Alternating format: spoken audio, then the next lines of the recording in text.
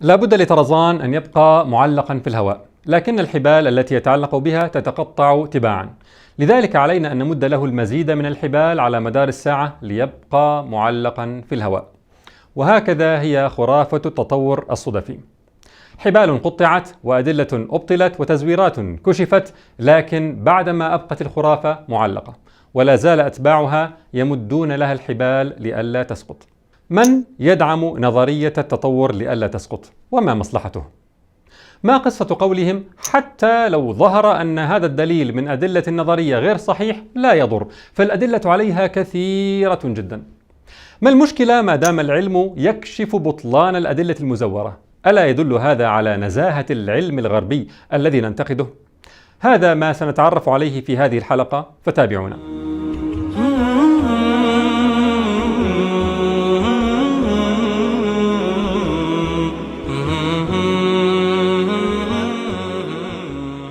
ولدت نظرية التطور قبل 160 عاما. لو نظرت إلى أدلتها المزعومة وآلياتها المفترضة في ذلك الزمان لعلمت أن أتباعها الآن مقرون بعدم صحة كثير منها، ومع ذلك فهم يؤكدون صحة النظرية. لماذا؟ لأن هناك الكثير من الأدلة التي ظهرت فيما بعد حسب زعمهم.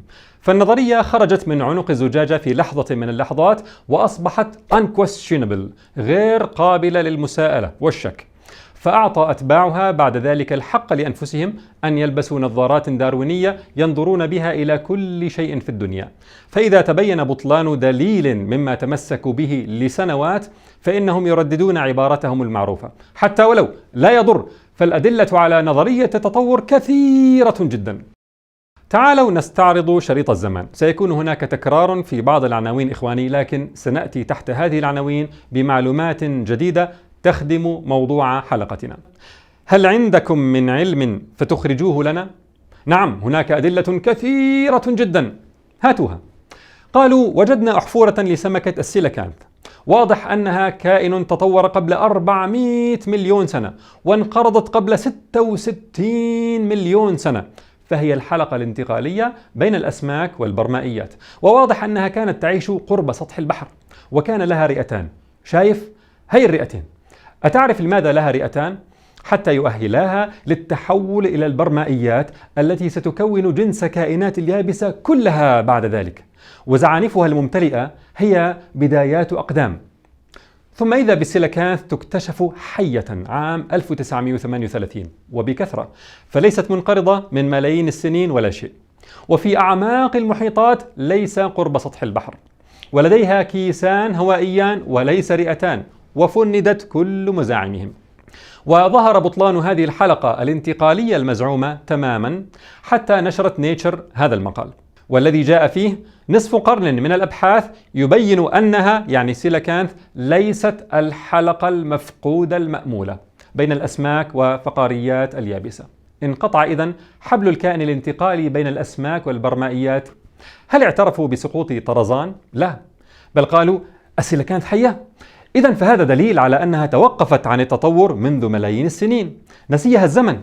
وبهذا فالسيليكانث أحفورة حية، يعني دليل حي بين أظهرنا على التطور وعلى صحة نظريتنا. سمكة السيليكانث هذه سمكة أحفورة حية، توصف هكذا بأنها أحفورة حية مستحاثة حية تعيش من مئات ملايين السنين كما هي. هذه السمكة كانت فتحا كبيرا في عالم العلم وفي عالم نظرية التطور. فإذا كانت السيليكانث منقرضة فهي دليل على التطور، وإذا لم تكن منقرضة فهي أيضا دليل على التطور، وإذا كانت تعيش قرب سطح البحر فهذا دليل على التطور، وإذا ظهر العكس بأنها في الأعماق فهذا أيضا دليل على التطور، وإذا كان لديها رئتان فهذا يدل على التطور، وإذا لم يكن رئتين فهو أيضا دليل على التطور.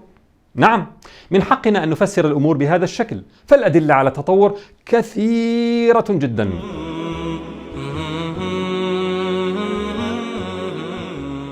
قبل الإقرار بأن السيليكانث ليست انتقالية كان حبل آخر قد مد لطرزان، رسومات هيكل للأجنة، والتي تظهر وجود تشابه كبير بين أجنة الكائنات المختلفة، ففرح بها داروين كثيرا. مد هذا الحبل لطرزان التطور عام 1868. أجنة الكائنات متشابهة في المراحل المبكرة وهذا يعني أنها من أصل مشترك. منطق أعوج حتى لو صحت دعوى التشابه، ومع ذلك لم تصح الدعوى. فمع كثرة الاتهامات من علماء الأجنة لهيكل بتزوير رسوماته، اضطر عام 1909 للاعتراف في مقال نشرته مجلة مونشر الجتمايني زايتونغ بأن نسبة 6 إلى 8% من الرسومات مزورة. وحاول هيكل تبرير هذا التزوير. أردنا المجاهر يا هيكل شيئا مختلفا عن 6 إلى 8% كما تلاحظون. بالمناسبة، ما أدراني أن هيكل اعترف بالفعل.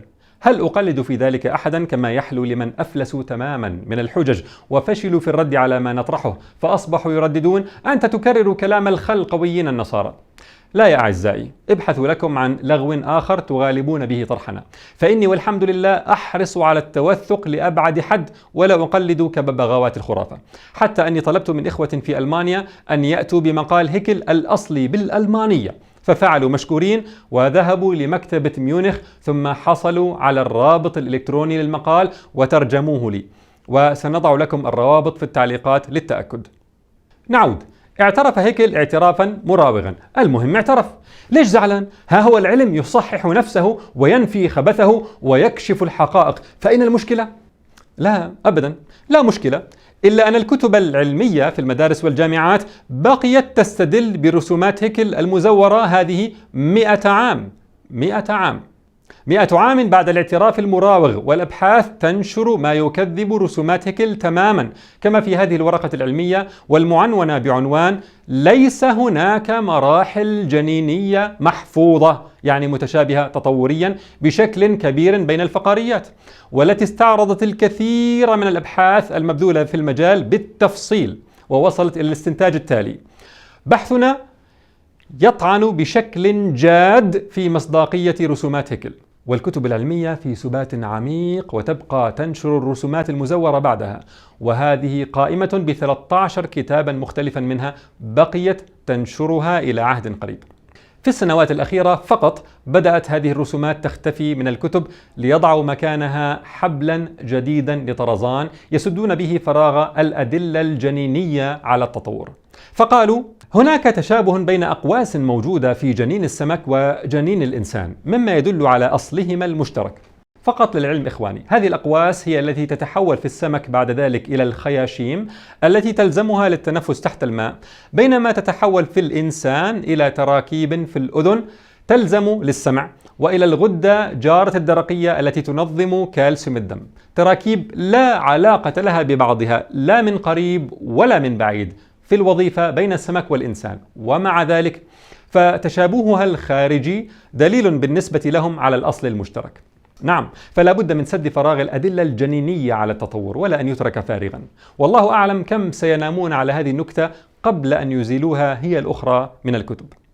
فليش زعلان؟ أين المشكلة؟ أبدا لا مشكلة، إلا أنك عندما تواجه أتباع الخرافة بهذه الحقيقة عن رسومات هيكل فإنهم يردون بمثل ما ردت به المديرة التنفيذية للمعهد القومي لتعليم العلوم في حينه الدكتورة يوجيني سكوت، حيث قالت: It's clear that Haeckel may have fudged his drawings somewhat to look more like his ideal than they actually are.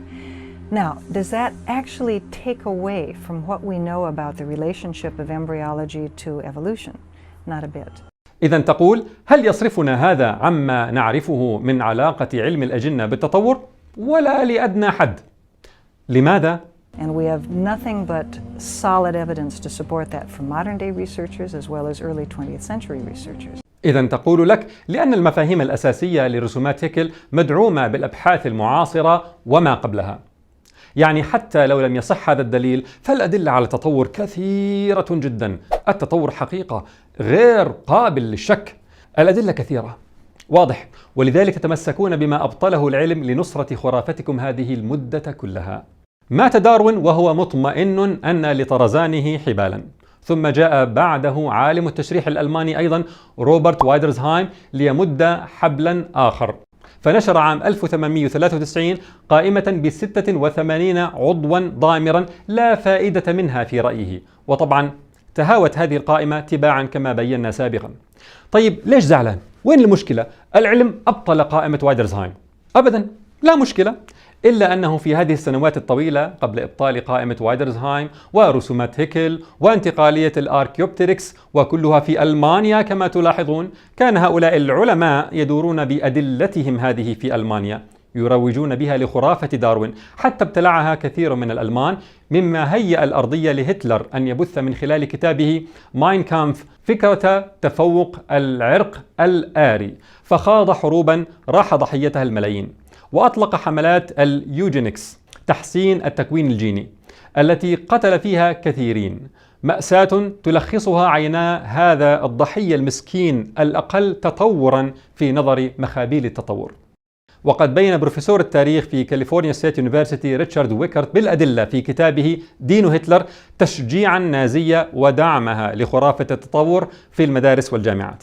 نعم، يقطع العلم حبال طرزان المصطنع منها كأجنة هيكل أو المبنية على جهل كقائمة وايدرزهايم، لكن بعد كم من تسخير هذه الحبال لخدمة الخرافة ودمار الإنسانية؟ جمجمة إنسان بيل داون، حبل مد لطرزان الخرافة عام 1912 وانقطع عام 1953 بعدما تبين للمجتمع العلمي أنها مزورة. طيب في هذه 41 عاما قبل اكتشاف تزويرها، كم بحثا ومذكرة نشرت عن جمجمة بيل داون هذه حسب موقع نيتشر؟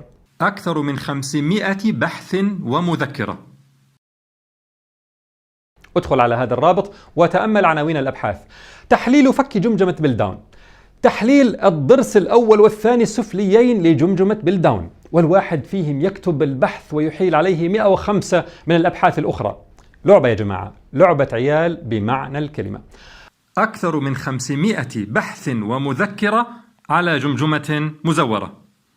ولا بد أن نبقى نذكر إخواني بأن فكرة الحفريات الانتقالية من أساسها فكرة كوميدية للغاية، كما بينا بالتفصيل في حلقتي خاطبهم كأطفال ومن سرق المليون، حين بينا أنه مع التساهل الشديد فإن الخرافة تتطلب توفر عدد لا حصر له من الكائنات الانتقالية فوق الأرض وتحت الأرض. فكيف عندما تعلم أن فكرة الكائنات الانتقالية تتعامل مع الكائنات بطريقة فوتوشوبية معجونية مضحكة تتجاهل التشفير الوراثي والفروقات في الأجهزة الداخلية وتراكيب الخلايا؟ والأهم من ذلك أنها تتجاهل إنكارهم القصدية في الانتقال من كائن لكائن، يعني ليس هناك من يقصد تحويل كائن لآخر كما توهم خطوطهم التدرجية، بل يسير الكائن خط عشواء في كل اتجاه. فلك أن تتصور بعد ذلك كم هو كوميدي أن يمسكوا جمجمة كبيل داون أو حفريات كالآركيوبتيركس فيفلوها تفلاية وكأنها تدل على صحة خرافتهم.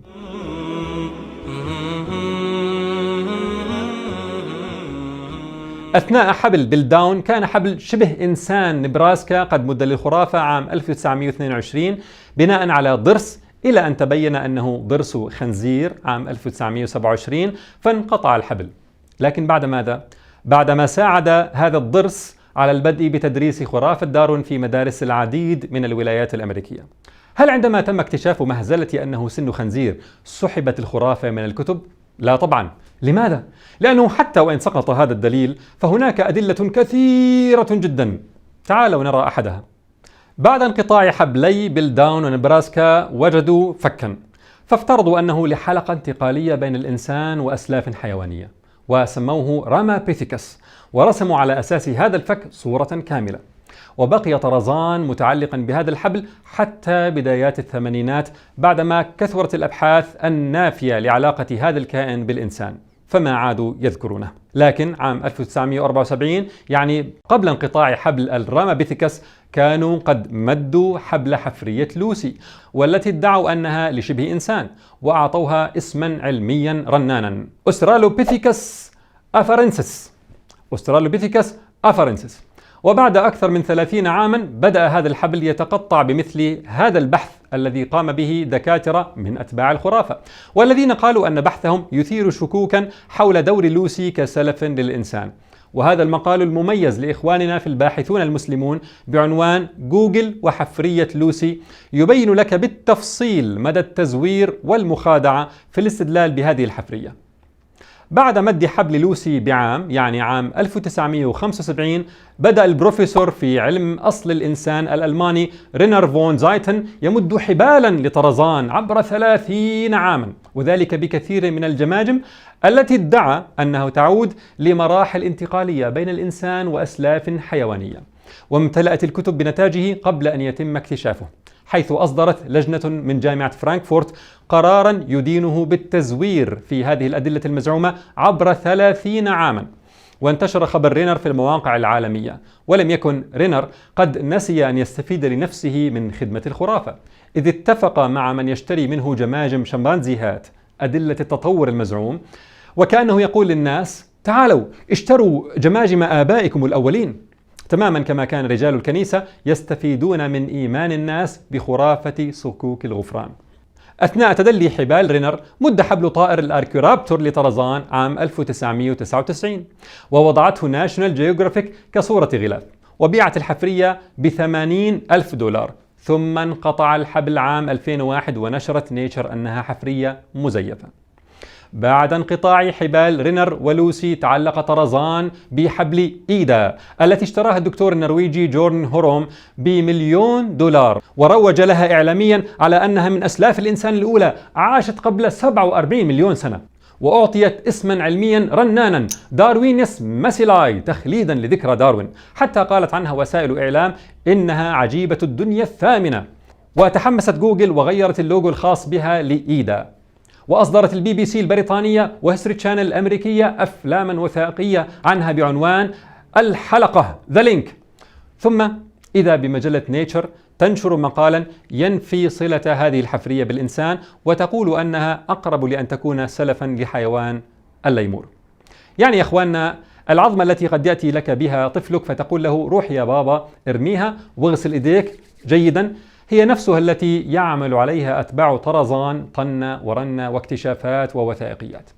ثم ما لبثت المواقع الإخبارية أن اتهمت دكتور هوروم بأنه تعمد بهرجة حفريته ليسترد المال الذي دفعه عليها. شبه إنسان أورس، حبل مد لطرزان عام 1984 بناء على جزء من جمجمة، وانقطع الحبل عام 1997 بعدما تبين أنها جمجمة حمار صغير. موقع توك أوريجينز وتعليقا على كوميديا إنسان أورس قال: مهما يكن وضع الأحافير فإنه لا يؤثر على صحة باقي أدلة تطور الإنسان. يعني الأدلة كثيرة جدا كالعادة. قبل انقطاع حبل شبه إنسان أورس كان حبل العظام الخلفية للحوت قد مد لطرزان عام 1989 إلى أن انقطع عام 2014، وقد بينا تفاصيل هذه الفضيحة في حلقة صح النوم. لا تقلقوا، حبل آخر مد في العام نفسه. الدكتور كارل جابرسون نائب رئيس بيولوجاس فاونديشن سابقا يعرض في محاضرة له صورة طفل بذيل. But some babies do. Some babies arrive in the maternity ward with tails. We have genes to build tails. إذن جابرسون يعتبر هذه الصورة دليلا على تطور الإنسان من أصول حيوانية، ويقول أننا معاشر البشر لدينا جينات للذيل لكنها لا تعمل إلا في البعض. لكن تمت مواجهة جابرسون بأن هذه صورة مزورة فوتوشوب، أصلها من موقع فكاهي اسمه cracked.com، وبأن ما يعتبره جينا للذيل لا يعمل إلا في البعض مخلفات أصول حيوانية هو في حقيقته جين منظم لنمو الخلايا يحتاجه كل إنسان. مش عيب يا جابرسون؟ يعني صور فوتوشوب وكذب في الحقائق وتخبيص في كل شيء، مش عيب عليك؟ بماذا رد دكتور جابرسون؟ رد بأنه خدع بهذه الصورة، لكن المبدأ الذي فيها مثبت بصور أخرى صحيحة. يعني حتى إذا هذا مش صح فالأدلة كثيرة جدا. أين هي هذه الأدلة الأخرى؟ تذهب إليها فإذا هي سراب. سراب.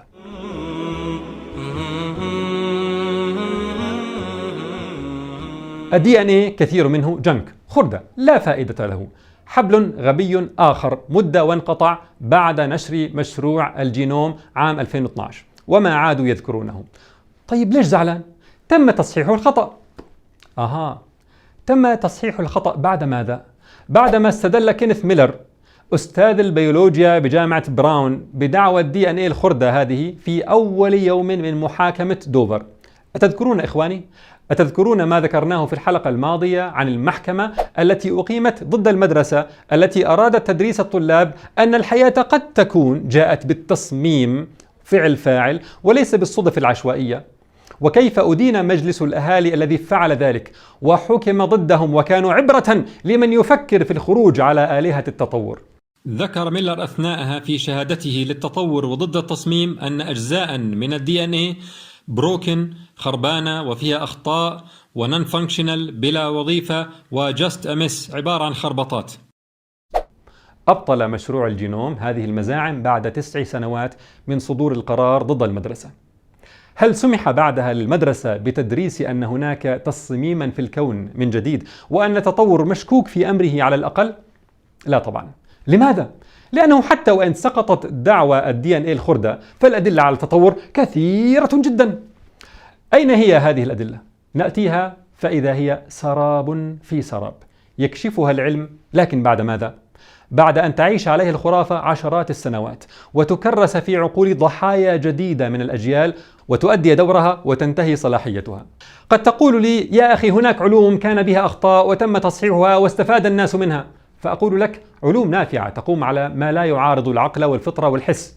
أما خرافة التطور فقد بينا لك في حلقات سابقة أنها ولدت مناقضة لهذا كله وبقيت عديمة الفائدة تماما. ضع نفسك أخي مكان الشاب الذي كان يعيش قبل 100 عام أو أكثر أو أقل. كان يقال له مثل ما يقال لك الآن أيضا: الأدلة على التطور كثيرة جدا. انظر فيها الآن، حبال تقطعت حتى باعتراف أتباع طرزان أنفسهم. قد تقول لي طيب لماذا تتكلم عن هذه الأدلة التي تركها أتباع النظرية أنفسهم؟ تكلم عن الأدلة التي لا زالوا يستشهدون بها. أنا هنا أثبت لك مبدأ الطرزانية الذي يستخدمه أتباع الخرافة: كلما انقطع حبل مدوا حبلا، وإلا فقد تناولنا الحبال التي يتعلق بها طرزان الخرافة حاليا وقطعناها لك في الحلقات السابقة. قد لا تجدها في كتبهم بعد 10 أعوام أو 20 عاما بالفعل، لكن بعد أن تكون حبال جديدة قد مدت لطرزان، وهكذا. نعم، قطعنا لك في الحلقات الماضية الحبال، ومن أبحاث كثير منها لأتباع طرزان أنفسهم.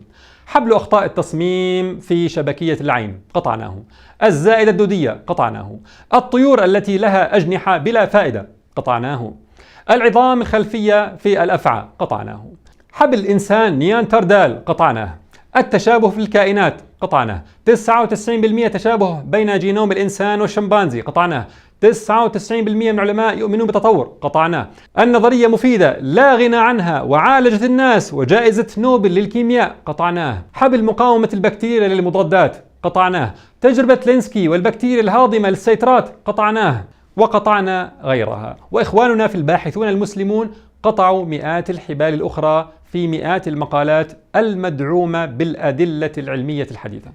بعد ذلك، هل عندكم من علم فتخرجوه لنا؟ أين دليلكم الصلب الذي لا يفشي عند تعريضه لإبرة العقل الصحيح والبحث العلمي المحترم؟ أين دليلكم المحكم المتماسك؟ هل هو في الإبهار الفارغ؟ أم في خلط الحقائق بالخرافة؟ أم في الاستدلال بالجهل؟ أم في التسميات الفارغة؟ أم في مخاطبة الناس كأطفال؟ أم في الأخذ بالشبه والاشتباه؟ أم في الخنفشارية والإحالة على مجهول؟ أم في قائمة 14 مغالطة منطقية وحيلة نفسية التي تكلمنا عنها حتى الآن؟ وها نحن اليوم نضيف الحيلة 15 الطرزانية. قل هل عندكم من علم فتخرجوه لنا؟ إن تتبعون إلا الظن وإن أنتم إلا تخرصون. نريد علما حقيقيا، لا سودو ساينس ولا فوتوشوب ولا أفلامكم الهوليوودية التي تخدعون بها السذج من الناس. بدأنا سلسلة الحلقات ب هاتوا برهانكم إن كنتم صادقين، وقاربنا ختامها ب هل عندكم من علم فتخرجوه لنا؟ هذا هو المنهج القرآني، منهج العلم والبرهان لا الخيالات والخرافات. فديننا بحمد الله قائم على محكمات وأدلة صلبة متماسكة مستقلة، على ضوئها نفسر المتشابهات فتنسجم المنظومة. أين نجد في دينكم الدارويني محكمة واحدة أو دليلا صلبا مستقلا واحدا. ألستم يا أتباع الخرافة تتبعون متشابهات ديننا ابتغاء الفتنة لتضلوا الناس عنه؟ ألستم تحجبونهم عن المحكمات؟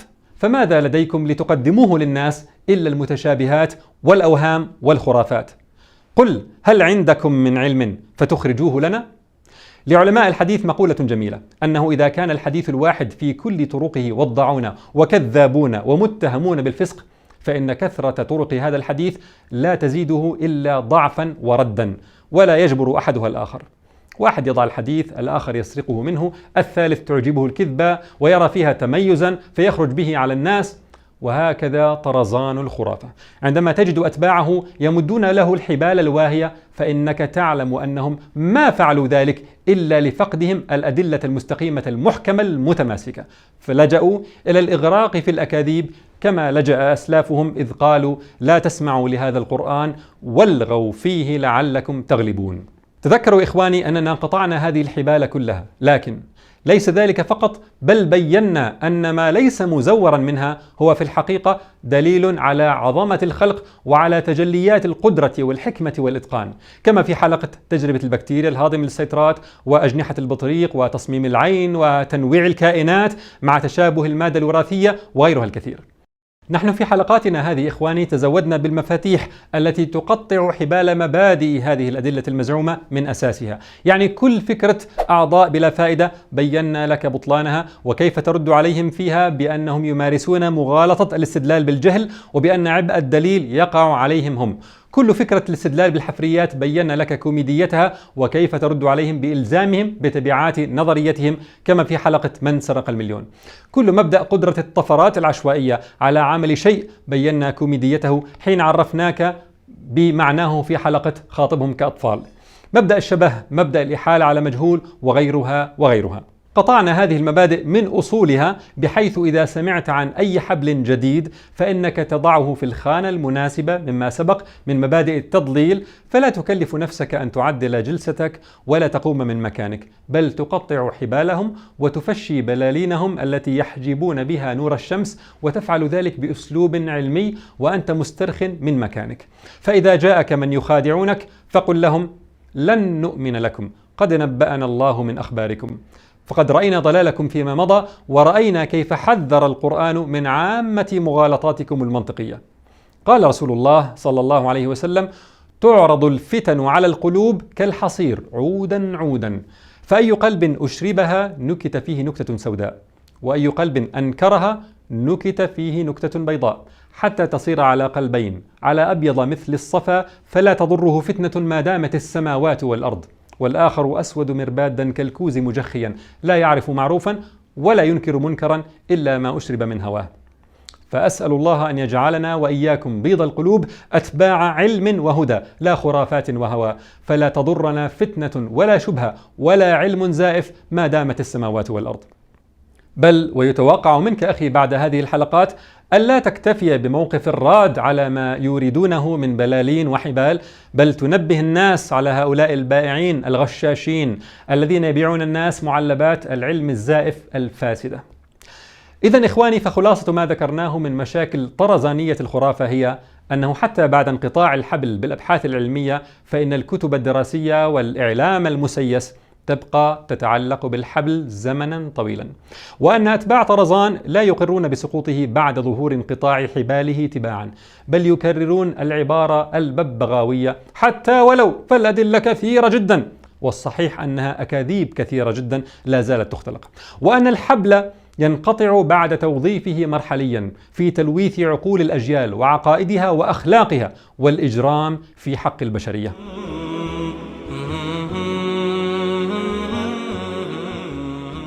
يبقى سؤال: من يمد هذه الحبال لطرزان ولماذا؟ دعوى أن 99% من العلماء يؤمنون بخرافة التطور، هذه الدعوة رددنا عليها بالتفصيل في الحلقة الماضية، لكن سؤالنا اليوم: من يدعمها حقيقة؟ من يمد الحبال لطرزان كي لا يسقط؟ أصناف كثيرة من الناس. أولا، من تتوقف حياتهم المهنية عليها، فطرزانية الخرافة أنتجت كثيرا من الأكاديميين المعتمدين عليها، الذين تتوقف ألقابهم العلمية، شهاداتهم الأكاديمية، حياتهم المهنية ورواتبهم مناصبهم على بقاء طرزان معلقا في الهواء. تصور أن تقول لمتخصص في الإيفولوشنري بيولوجي: أثبتنا أن الاسم الحقيقي لتخصصك هو دكتور في علم الأحياء الخرافي. ماذا ستكون ردة فعله؟ ثانيا، كل فاشل في أن ينتج علما نافعا لكن عنده خيال في الرسم ليخرج شبه إنسان من فك أو ضرس أو قحف جمجمة أو ضلع سيمد لطرزان حبلا. كل فاشل في أن ينتج علما نافعا لكن يستطيع بخياله الكوميدي الواسع أن يرسم لك سيناريو كيف نشأت الحواس أو الميول النفسية بالطفرات العشوائية والانتخاب الأعمى سيمد لطرزان حبلا. وستجد آلاف الأبحاث من هذا النوع لا تساوي الورق الذي كتبت عليه. ثالثا، كل مصممي ومنتجي ومخرجي الصور الفوتوشوبية والأفلام الهوليوودية المكرسة للخرافة في العقول سيمدون لطرزان حبلا. رابعا، كل انتهازي سمع بانتشار الخرافات بأرض قوم فأتى يلم العظام ويلصقها بعضها ببعض ويبيعها لهم كما فعل البروفيسور رينر وغيره من بائعي العظام سيمد لطرزان حبلا. فالمسألة أصبحت تجارة كما رأينا مع هوروم ومع الآركيورابتور وغيرهما. خامسا، كل مشعوذ من كهنة العلم الزائف تطبع الآلاف أو الملايين من النسخ من كتبه التي تقول الإله وهم، الكون أوجد نفسه من لا شيء، ويزور العلم في سبيل ذلك مستغلا جهل الناس فيبيعهم كذبه وتخاريفه ويكسب الأموال والشهرة سيمد لطرزان حبلا. نعم، لقد أنتجت طرزانية الخرافة عبر 160 عاما مجموعة من الناس المنتفعين المتعلقين بها كما هي متعلقة بهم، جنود متفانون في خدمتها سيمدون لها حبالا ولن يسمحوا لها بالسقوط لأن سقوطها سقوط لهم، فكثير منهم لا يحسنون إلا خدمة وثن الخرافة ولا يأكلون الخبز إلا من خدمته. العلاقة بين هؤلاء وطرزان علاقة حبل متدل على طرفي نقطة ارتكاز، فطرزان الخرافة معتمد عليهم وهم معتمدون عليه، وسقوط أحدهما يعني سقوط الآخر. بالنسبة لبعض هؤلاء إسقاط طرزان يعني في ذهنه المبيت في الشارع ورفع لافتات هومليس. طيب تعالوا نقنعه أن هذا أشرف له من تزييف العلم ومن تضليل الناس. تعالوا نقنعه بأن يتوكل على الله وبإيثار الحق على الخلق والالتزام بالأمانة العلمية. أنسيتم؟ هذه المعاني إخواني لا تعني شيئا للتطور لأنها مشاعر صدفية جاءت بها الطفرات العشوائية لهذا الحثال الكيميائية المسمى بالإنسان. ومن المضحك أن ترى شبابا يشمئزون من تجار الدين وهم موجودون بالفعل ثم يثقوا في تجار الخرافة وكأنهم سيتحلون بالأمانة العلمية ويعرضون لك الحقائق لوجه الله تعالى. بالنسبة للمعتمدين على الخرافة في حياتهم فإنهم يقعون في حالة نفسية لا تسمح لعقولهم أن تخرج عن مسارات محددة، فالتفكير في بطلان نظرية التطور مجرد التفكير بذلك ممنوع. الصور المظلمة لمستقبلهم دون طرزان تقف في طريق تحرير عقولهم من الخرافة.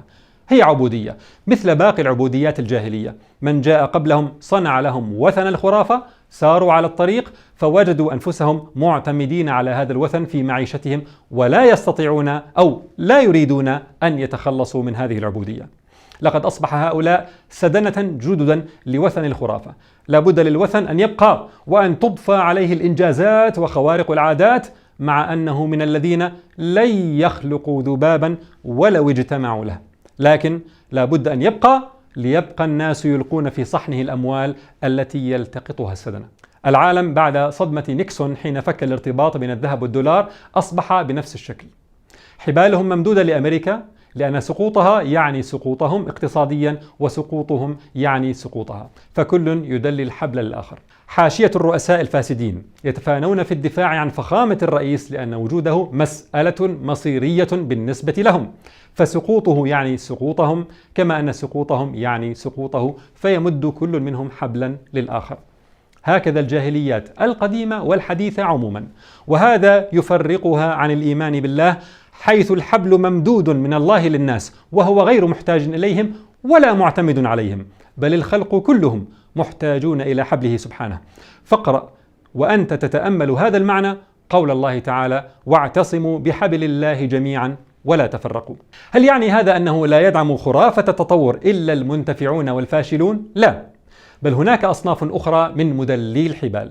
سادسا، كل من لديه مشكلة مع الكنيسة ولا يريد أن يبحث عن دين آخر صحيح، فالقسمة عنده ثنائية، إما الكنيسة وإما التطور.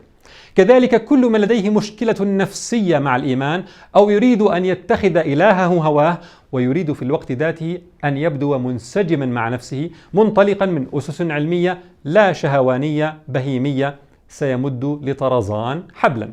بينا بالتفصيل إخواني في حلقة عبدة الميكروبات أن كلمة evolution أصبحت تساوي بالضبط عبارة لا خلق عن قصد وإرادة، وأنها أفرغت من محتواها تماما ومن العشوائية والعماية، واختلف أتباعها فيها غاية الاختلاف، لكنهم يتفقون على شيء واحد: إنكار الخلق. ثم بينا في حلقتي إله فجوات الملحدين والمخطوف أن فيروس المادية الذي هو أساس خرافة التطور الصدفي ما هو إلا قناع للإلحاد، وذكرنا أقوال علماء أكدوا أنه مهما بدت تفاسيرهم سخيفة ومضادة للعقل والمنطق فلا بد من قبولها حتى لا يتدخل الدين من جديد. فنظرية التطور هي دين إلحادي، دين بمعنى الكلمة، وأتباعه يدافعون عنه ويمدون له الحبال كما يدافع المرء عن دينه. انضم إلى هذا كله دعم الدولة لطرزان، حيث منحت منظمة دراسة المناهج العلمية البيولوجية BSCS في أمريكا مثلا منحة مالية استخدمتها بدءا من عام 1963 في ملء الكتب الدراسية بمفاهيم خرافة التطور، وتضاعفت المساحات المخصصة لها من الكتب أكثر من 10 أضعاف بدعوى توافق ذلك مع دستور الدولة العلماني واعتبار الخلق دينا والتطور علما. هذا على الرغم من نشاط حركة Teach the Controversy، تعليم الجدل، التي طالبت بأن يطلع الطلاب في المناهج على الطعونات على نظرية التطور ليفكروا بأنفسهم ويخرجوا بقناعاتهم الخاصة، توافقا مع حرية البحث العلمي التي يكفلها الدستور الأمريكي أيضا. وجاءت استفتاءات شعبية بتأييد هذه المطالبة بنسبة كاسحة، ومع ذلك لا زالت الغلبة لأتباع طرزان. وأصبحت هناك منظمات مثل منظمة ملحدي أمريكا American Atheist التي أسستها الإباحية مادلين أوهاير عام 1963 أيضا تطارد قضائيا كل من يثور على آلهة التطور من الأكاديميين، وكذلك الأكاديمية الأمريكية القومية للعلوم ذات الأغلبية الملحدة، والتي رأينا نماذج من تزويرها للحقائق خدمة للخرافة، مؤسسات بأكملها تدعم الخرافة. لكن لحظة، هل هذا كله يفسر انتشار الخرافة بهذا الشكل؟ جوابي عن سؤالك هو: هل يعقل للفيروس الذي لا يرى إلا بالمجاهر الإلكترونية أن ينتشر في جسد إنسان ويقضي عليه؟ والجواب نعم، إذا كان الإنسان ضعيف المناعة. وهكذا فيروس الخرافة انتشر في جسد الغرب الذي كان منهكا بخرافات الكنيسة، نافرا منها، مرهقا من تسلطها، فبنى طرزان الخرافة مجده الموهوم على فشل خصمه، على مقولة إن البغاث بأرضنا يستنسر، تماما كما تستمد الأنظمة الفاسدة الحياة من تخويف شعوبها من خصوم توهم الناس أنهم شر منها. وهذا كان واضحا جدا في حلقة إله فجوات الملحدين. بعد هذا كله إخواني بقي أن نجيب عن السؤال الذي ألح به كثيرون منذ بدء سلسلة الحلقات هذه، وأخرت الإجابة عنه عمدا. ما هو السؤال؟ لماذا تفترض تعارض نظرية التطور مع الإسلام؟ لماذا لا نصالح بينها وبين ديننا كما صالح بعض الغربيين بينها وبين دينهم؟ هذا ما سنجيب عنه جوابا شافيا كافيا بإذن الله في الحلقة القادمة، فتابعونا والسلام عليكم.